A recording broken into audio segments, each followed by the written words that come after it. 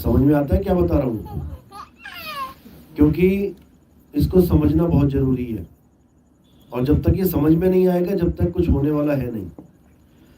इसीलिए साहिब ने बोला था, आदि नाम हम भाग सुनाया और मूर्ख जीव समझ नहीं पाया। सारा खेल ही समझ का है, बिना समझे कुछ होने वाला नहीं है, क्योंकि तुम्हारे भरम ही नहीं टूटेंगे। आजकल गुरु क्या करते हैं, चेला आया उठा के नाम पकड़ा दिया, चलो जी अपने घर जाओ। ऐसे नहीं होता है, हर चीज समझाई जाती है। जब तक पूर्ण ज्ञान नहीं हुआ, चाहे वो थ्योरी पार्ट का ही क्यों ना हो, जब तक सारे संशय ना खत्म हो गए, भक्ति बन ही नहीं सकती। कहते हैं, जिस गुरु से भ्रम ना मिटे भ्रांति जीव की ना जाए, सो गुरु झूठा जान के त्याग देर न लगाए। सारे भ्रम तोड़ता है गुरु सबसे पहले, ज्ञान तो बाद में देता है, पहले अज्ञान को खत्म करता है। और अज्ञान क्या है? आत्मा के अलावा जो कुछ भी है इस संसार में वो अज्ञान ही है। तो आत्मा से अलग जो भी चीज है उससे छुड़वा देता है गुरु। जिसमें क्या क्या आ गया, तन आ गया, मन आ गया, अक्षर आ गए, तीर्थ व्रत पूजा पाठ भैया भवानी सब कुछ छुड़वा देता है। और किससे जोड़ता है? एक छुड़ाए एक लखाए, यानी उस आत्मदेव से जोड़ता है जो अजर है, अमर है, अविनाशी है, अटल है, नित्य है, सत्य है, सनातन है, उसके साथ जोड़ता है। तो आज उसी सत्य का जिक्र करेंगे, महिमा गाएंगे। तो परमात्मा के नाम पे पहले जयकारा लगाएंगे, फिर सत्संग शुरू करेंगे। बोलिए परमपिता परमात्मा की, सदगुरु बंदी छोड़ कबीर साहिब की, सभी संतों की, सभी भक्तों की, आज के आनंद की, सकल हंस को बंदगी साहेब, बंदगी सतनाम। तो ज्ञान बहुत अटपटा है कबीर साहब का, जल्दी समझ में नहीं आता। अटपट ज्ञान कबीर का झटपट लखा ना जाए, और जो इसको झटपट लखे तो सब खटपट मिट जाए। सारी दुनिया की जितनी भी खटपट है सब खत्म हो जाती है जब आप इस ज्ञान को समझ जाते हो तो। क्योंकि इतना सूक्ष्म ज्ञान है, जितना सूक्ष्म ज्ञान है उतना ही सूक्ष्म आपको भी होना पड़ेगा। ये मोटी बुद्धि वालों का ज्ञान नहीं है कि कुछ भी बोला समझ में आ गया। एक एक चीज को गहराई से समझने में 10-10 बार सुनना पड़ जाता है कई बार सत्संग को, कि कहना क्या चाह रहे हैं। और यकीन मानो आज 3-3, 4-4 साल बाद लोग मैसेज कर रहे हैं कि 3 साल लग गए इस ज्ञान को समझने में, कि आप क्या बता रहे हो। ऐसा ऐसा रंग चढ़ा हुआ था पहले का कि बात समझ में ही नहीं आती थी लोगों के। लेकिन अब मालिक की दया हुई, अब लोग बहुत ही अच्छी तरह समझ रहे हैं। और जो एक बार समझ जा रहा है वो अपना ही रूप हो जा रहा है, गुरु का ही रूप हो जाता है। वो हमारी भाषा बोलने लग जाता है। जिसको बोला कि गुरु को कीजिए दंडवत कोटि कोटि प्रणाम, कीट न जाने भृंग को, गुरु कर ले आप समान। तो जब वो हमारी भाषा बोलने लग जाता है तो हम में और उसमें फर्क नहीं है कोई। फिर वो सत्य की बात वो भी कर रहा है। फिर केवल मर्यादा का खेल रह जाता है कि हाँ भाई एक गुरु है और एक शिष्य है, बाकी सत्य तो दोनों के लिए एक है। तो यही समझा रहे हैं कबीर साहब कि एक डाल दो पंछी बैठे, एक गुरु एक चेला, गुरु की करनी गुरु भरेगा, चेले की करनी चेला, तू उड़ जा हंस अकेला। चाहे वो कोई गुरु है चाहे वो कोई चेला है, सबने अकेला ही उड़ना है। ना तो आज तक कोई गुरु किसी चेले को ले जा पाया और ना ही कोई चेला किसी गुरु के साथ जा पाया। देखो तुम्हारे पुराने गुरुदेव चले गए, क्या तुम्हें लेके गए? अगर तुम्हें लेके चले गए होते वो, तो तुम भी चले गए होते। तुम यहाँ क्यों जीवित बैठे हो? 1 करोड़ चेलों का एक गुरु चला गया, एक को भी साथ नहीं लेके गया। ले जाता तो वो बंदा भी मर जाता। सारे यहीं बैठे हैं, समझ रहे बात को? सारे चेले यहीं बैठे हैं और गुरु अकेला चला गया, क्योंकि जाना ही अकेला है सबने। गुरु भी अकेला जाएगा, चेला भी अकेला जाएगा। लेकिन ये समझ में नहीं आ रही किसी के बात।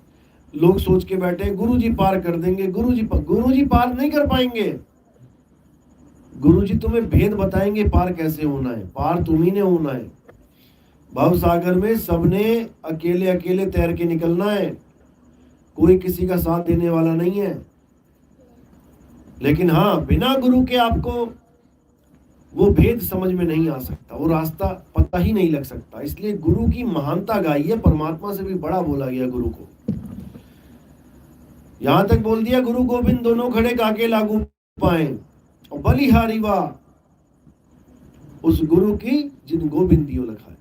बलिहारी गुरु आपकी, तो बलिहार तो कर दिया, लेकिन फिर भी गुरु लेके नहीं जाएगा। गुरु मुक्ति नहीं दे सकता, मुक्ति दाता परमात्मा है, जिसके लिए बोला सेवा को दो ही भले, एक संत एक राम। राम है दाता मुक्ति का, संत जपावे नाम। संत का एक ही कार्य होता है कि आपको सही नाम से जोड़ दे, मुक्ति अपने आप ही मिल जाएगी।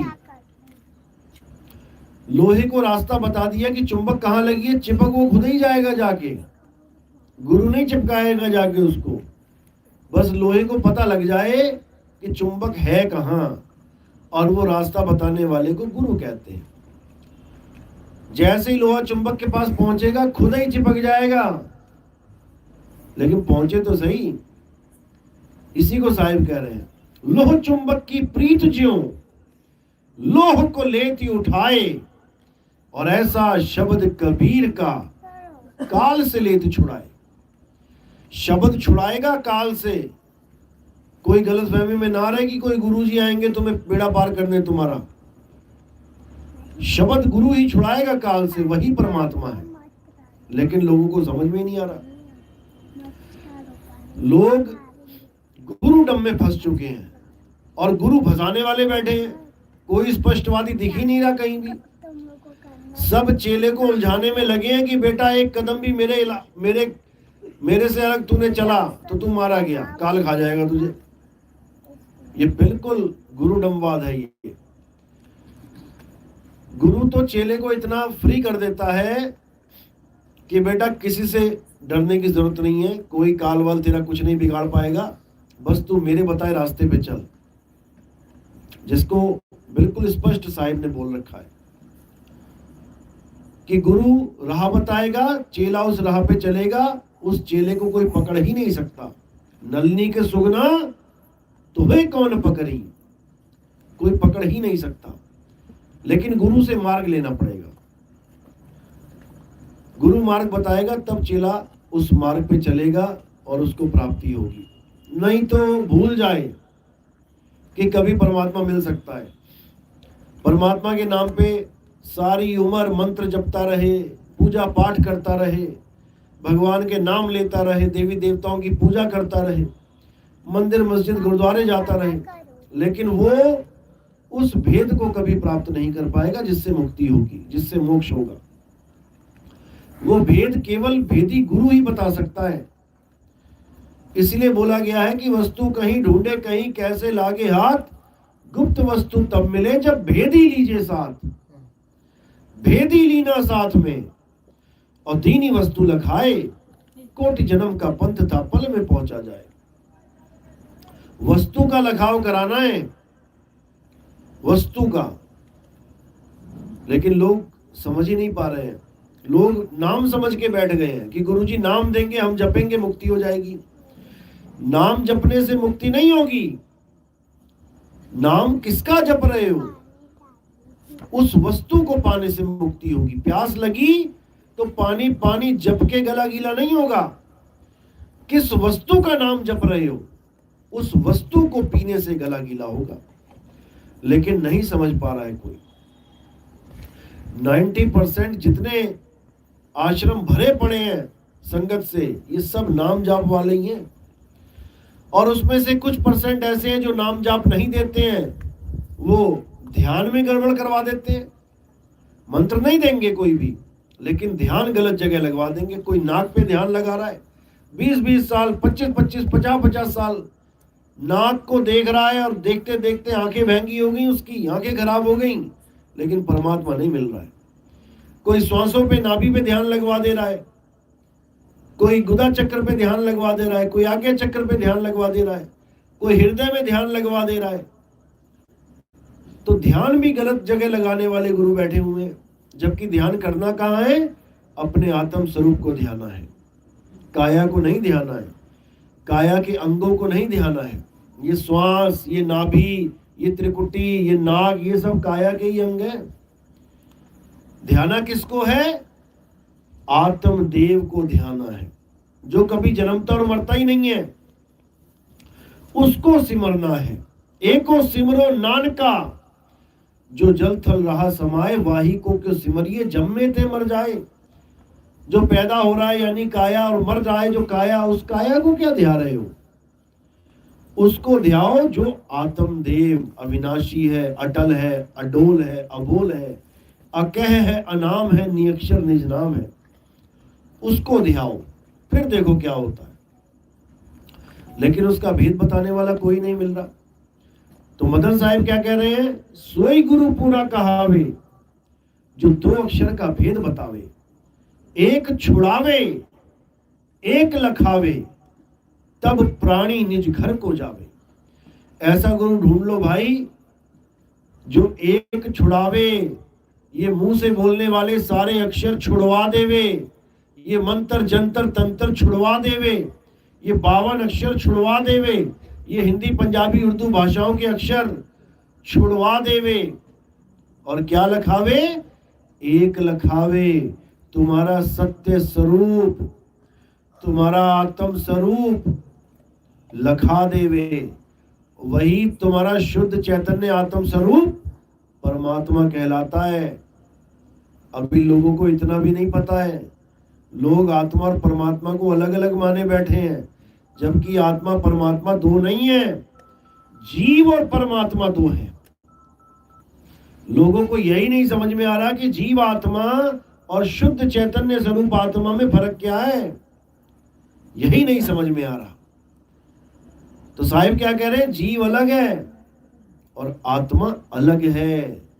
आत्मा का हमें ज्ञान चाहिए, जीव को ज्ञान चाहिए आत्मा का। आत्म ज्ञान बिना नर भटके। नर कौन है?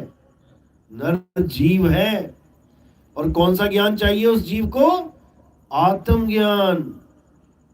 जब उसे आत्मज्ञान मिल जाएगा, वो आत्मा में स्थित हो जाएगा, तो उसमें और परमात्मा में कोई फर्क नहीं रह जाएगा।